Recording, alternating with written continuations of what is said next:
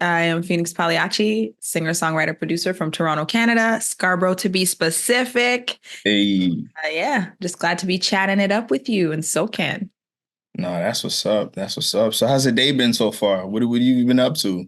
Man, just trying to exist really in the space and time we are in.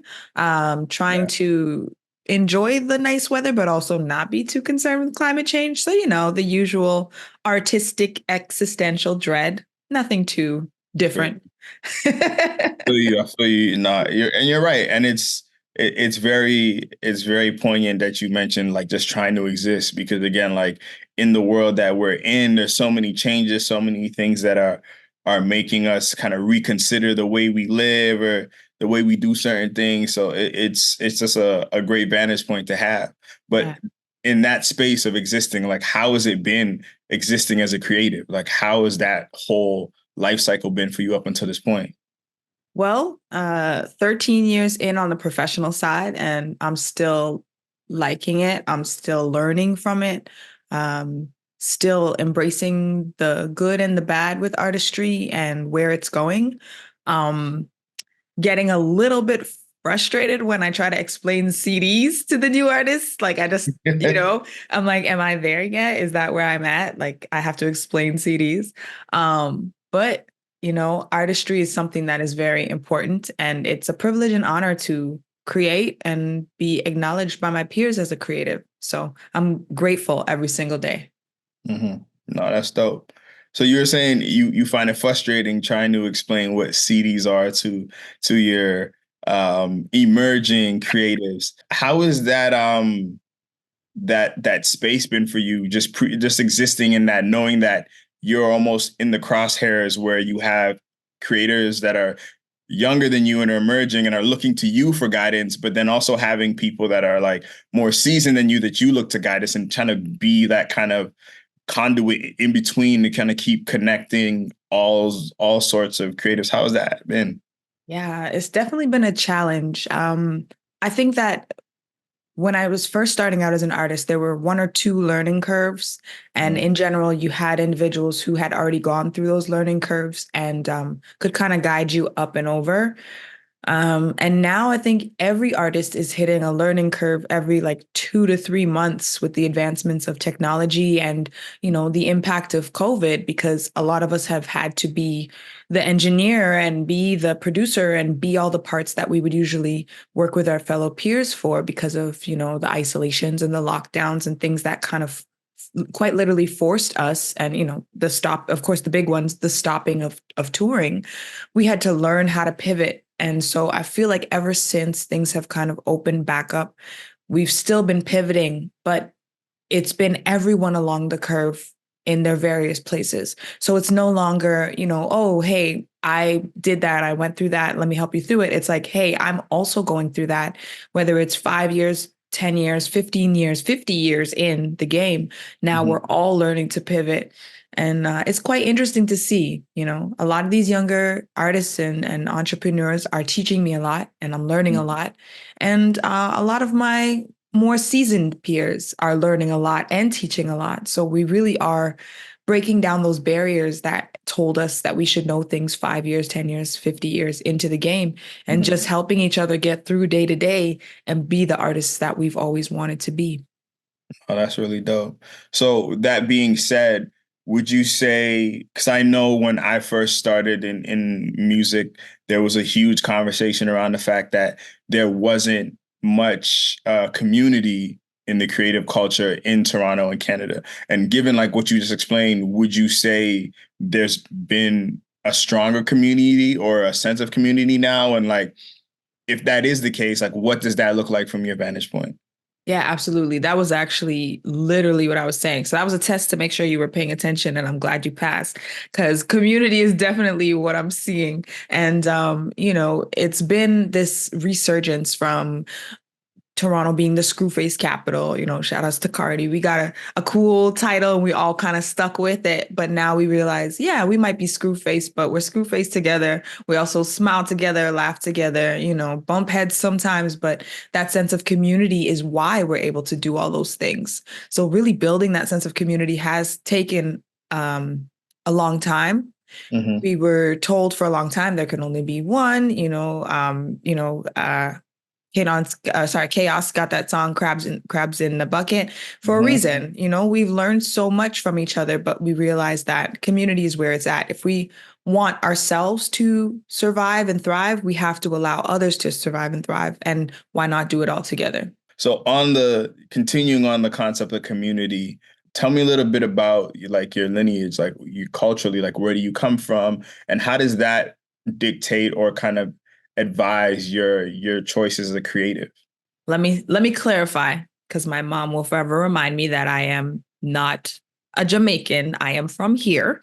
But my mom is Jamaican and my father is Jamaican as well. Okay. So Jamaican through and through, raised in a very religious household, raised up on gospel and 80s R&B. Hmm. So you know, the idea of artistry and reflection of the times was really big in the household. Hmm.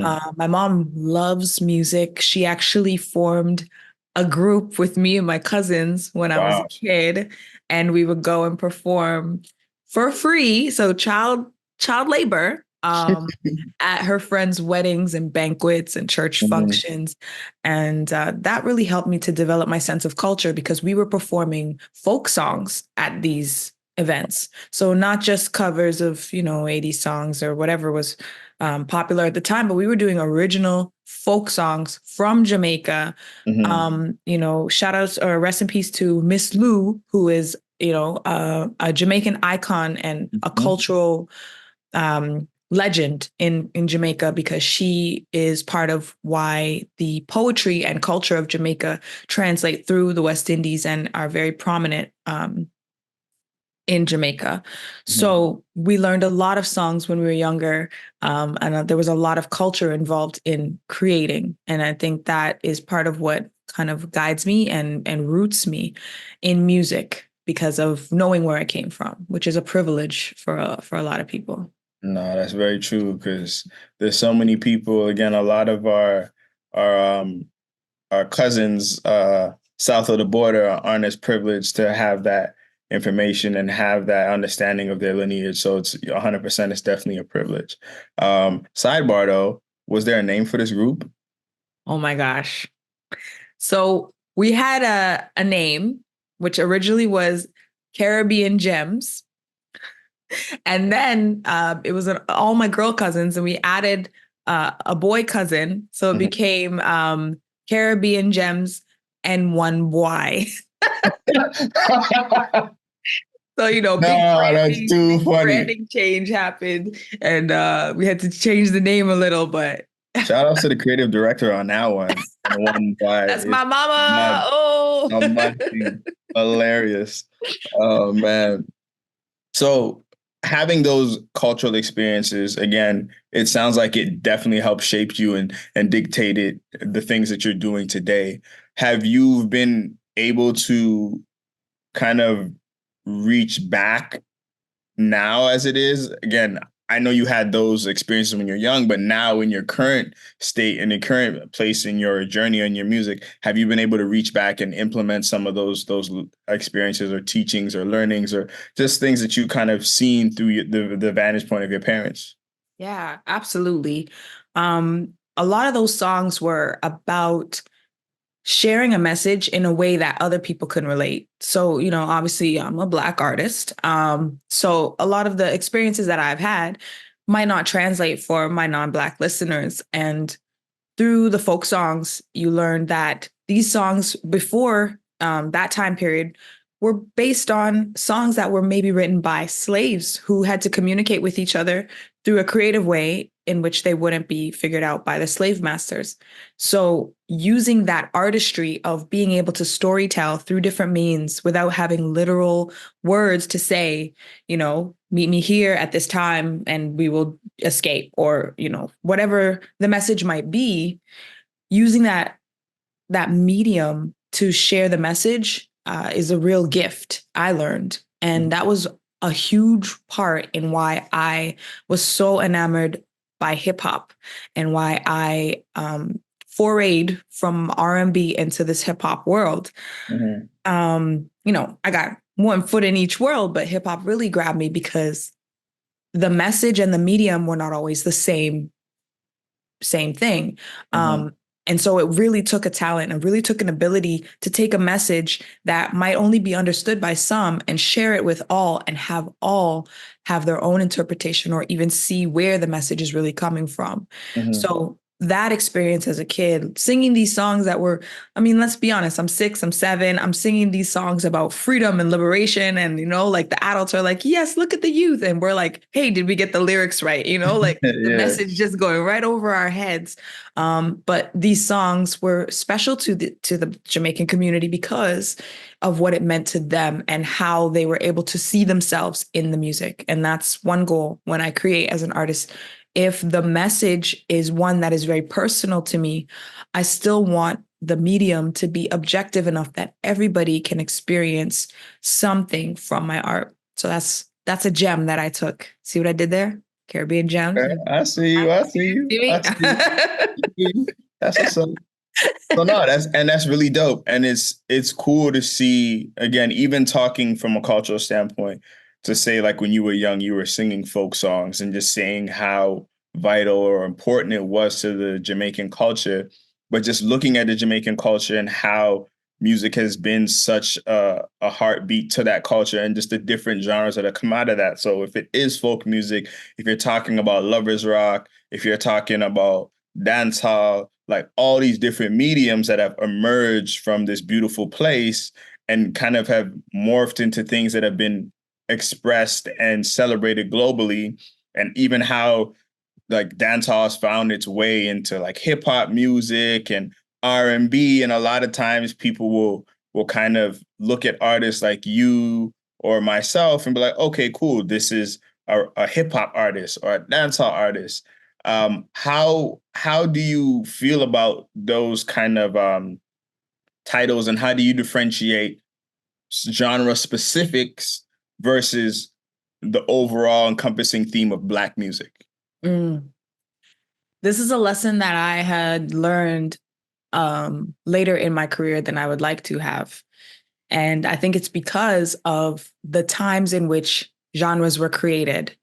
Um, I've learned that a lot of music that is marketed by certain demographics was not created by certain demographics. Mm-hmm. And a lot of the music that was created by Black artists was not so much accepted by non-Black audience as Black music. Mm-hmm. So I've had to do a lot of unlearning in the sense that when I see artists who are Black doing music that is outside of rap, outside of hip hop, outside of R&B, Mm-hmm. outside of reggae or dancehall, though outside of those areas, blues and jazz, where we're expected to be, it seems like some people might have difficulty putting us in a box because they're like, hey, shout outs to the OBGMs, by the way, because Cola and Dens, Amazing. amazing artists, point blank period, amazing musicians. And the type of music they do, in conversations with them, I'm like, you must feel like you fight an uphill battle to explain that this is also a place for you. Because they might ask, okay, well, why would Black artists be doing this kind of music? You're not rapping, you're not dancing around. Like, what, how is this your place? So for me personally, a genre is very determined by the instruments you use. Mm-hmm. Afro beats, I'm a piano. Those genres are very distinct in the instrumentation they use. Country, blues, you're going to hear certain instruments, but there's also, if you want to get technical with it, there's also a certain melodic pattern when it comes to blues that might differentiate for country, which is also a wide umbrella because then there's bluegrass, twang, and all those. So, don't get me started on that. I'm not a musicologist, but I learned a little something, right? Mm-hmm. So for me personally, genres equal what instruments are being used. Hip hop is predominantly drums, drum heavy, drum dependent. But it doesn't end there. So as a Black artist, finding my place was more about the sounds that I was drawn to. Mm-hmm. But as I was drawn to where I was kind of expected to be in the hip hop and R&B realm, I fell in love with all these other genres of music that I was told my people had nothing to do with and that I was told my people had no place in. So I love that the resurgence of albums like Renaissance from Beyonce can have us discussing house music and other genres of music that we're not often seeing ourselves in, but yet we help to make, to actually create and help exist. So, long story short, for me, genre, I don't mind being put in certain boxes as an overall artist. Um, but when it comes to the genres of music, those I think are determined by the instruments used. Got you. No, and I think that's a great way to put it. I kind of liken the idea of musical genres to like classism, right? It's like, are you middle class? Are you upper class? Are you lower class? It's kind of like you sit there and it's like you don't really get out of that box, quote unquote, until certain things or drastic things happen in your life where it's like, okay, you've crossed this threshold. Now you're here. Right. And I think it's the same thing with artists when they're looking at genres, because there's a lot of times where artists will make an album per se in a specific genre, or they're known for a specific style of music, and then they'll venture off and make an album in a different style of music, but won't be recognized for that. Because like, oh well, you're really this. And it's like, again, we're all creatives and we should be free flowing and be able to create freely without any hesitation or hindrance of what that creation or that creative expression looks like. So Yeah. I totally agree with you. I feel like genres is more dictated by the instrumentation and the sound than the person per se. I mean, and then obviously with the artist, there's a specific cadence that may come along with that, or kind of lyrical structure that is presented based off of the music that's being picked or being written to. So Yeah. that's super cool. So I guess it's safe to say that you're an artist then. You're not defined to any one genre. I think a lot of self-awareness for me means knowing where my strengths are. I would Mhm. never tell somebody that I'm like a rock artist or that I am a Afro beats artist. I know that those are not where sit most comfortably. Um, for example, I'm working on a new album and I have different genres on that album, Mhm. but I would still consider myself to be a hip hop and R&B artist because that's where I feel most at home. Got you. But definitely an artist in the sense that I would venture outside of those genres to try different things.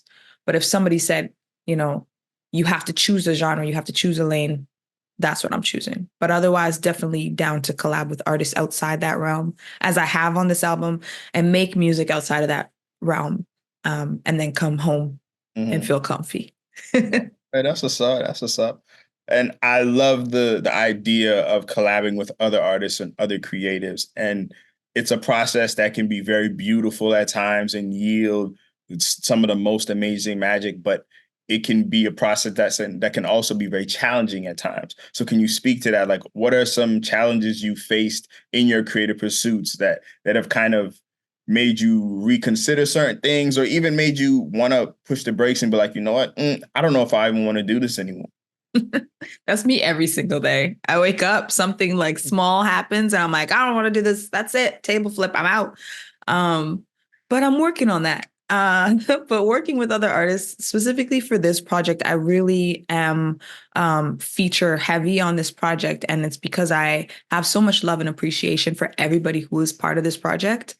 And one of the biggest challenges was timetables. You know, everybody's an artist, everyone's working on their own music, on their own tours, doing their own kind of press runs and release schedules. And it was much like being a wedding planner for this album and Mm-hmm. just making sure all the pieces fit into place. So the challenge that I faced most heavily on this was just timing, getting everything right in terms of timing. But I did it. And I definitely had a never again moment afterwards. But when I listen to the music, I really can appreciate why people do it. And I can even tell myself I'm probably going to end up doing it again. It's just really great to get a chance to work with so many of my peers and friends and family. And Mm-hmm. yeah, it's like I don't know. I've never had the experience of having a baby, so I can't be like, it's like having a baby. But I can imagine you're like excited and then you're frustrated, all the emotions, right? Yeah. And then the baby gets here, and then you're like, you're either like never again, or you're like, okay, maybe I'll put out another baby in a few months, you know? Um, so yeah, that's where I'm at with this one. That's super cool. That's hilarious. That's a funny analogy, but I feel you on that. I feel you on that, and I totally get where you're coming from. So again, like just I think that's really dope that you're really open to creating with people and being or wanting to share in your creative process and be a part of other people's creative process. I think it's important that we continue to collaborate because we will tend to learn things about ourselves and about the others that we're working with that we didn't know or we weren't cognizant of previous. And again, there's a sort of a whimsical fun to creating, right? It's almost like being an imaginary world, and you have these different colors that you can paint with and make these pictures and these different scenes.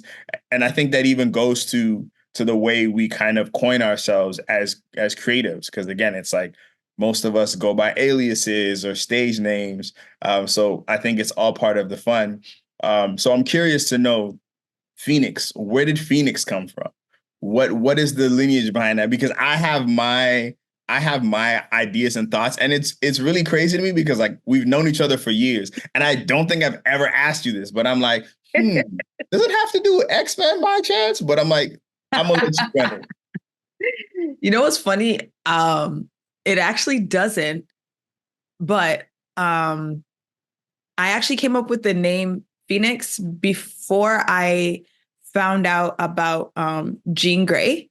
So Mhm. it's funny when I get that X-Men reference, I'm like, oh, you know, like Phoenix, like Jean Grey. I'm like, oh, no, totally like wasn't unintentional. Shout outs to Jean Grey. She's the Shout GOAT. out I to love Jean her. Grey. She's amazing. Um, you know, but I did not intend for that to happen. But I'm a bit of a nerd, and I own that wholeheartedly. Like, shout outs to the nerds. We run Love it. things. Love it. Um, so I have a song on my first album. I have this song called the Phoenix. So I'm kind of like spelling out the name Phoenix, Pagliacci. Phoenix is the bird who never dies.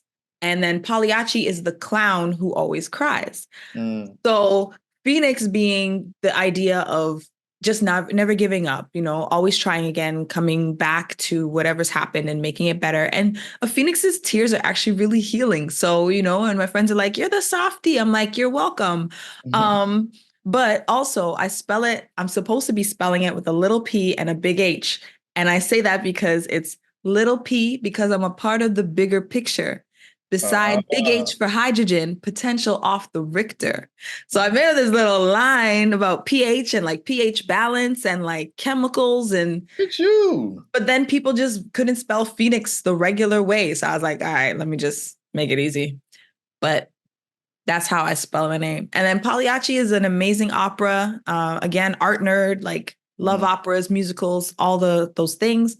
And if you don't know the storyline, check it out. It's a dope storyline. And I think it applies to every artist low key. Pagliacci, yeah. No, that's fire. I'm gonna definitely check it out. Get my opera game up. There you Thank, go. honestly, thank you for that because it's one of those things where I've always been wondering, and I'm like, I need to ask her one time. And it's just like every time I see you, it's just like, yo, what's up? It's out of mind. Out of Uh, mind. nah, that's super cool. That's super cool.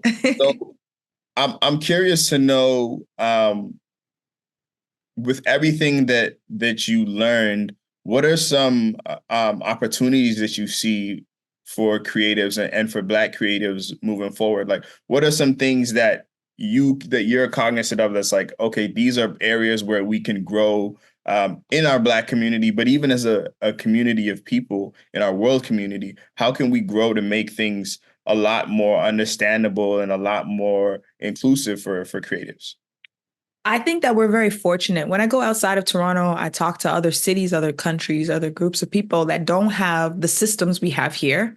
As strained as they are, it's more because we have so much talent, which is a blessing. A lot of the granting bodies are overworked. A lot of the workshops and programming bodies are overworked because we have so much talent coming through saying, how can I improve? How can I be better in my artistry and therefore strengthen my artist community? Mhm. And I think that we can pay attention to what opportunities are around us, stay in the know, be on every single newsletter. I think one of the Black community's biggest challenges is keeping open communication, and that's in regards to finding out where the sources of grants, the sources of workshops, the things that will help us further our career are. Sometimes they're not shown to us. And so we're kind of fumbling around in the dark.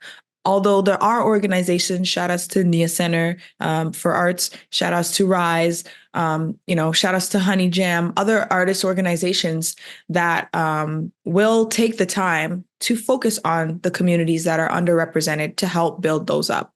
And we definitely need to acknowledge those. And everyone needs to, as you learn, you need to show the next person so that we can all learn together.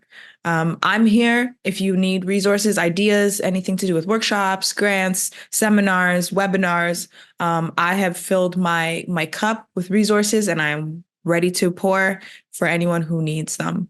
So I think we just need to be more communicative. Toronto is a very, very beautiful city with very, very beautiful people who are willing to share their resources and abilities with very beautiful artists. So let's just put all that beautiful together and get some success.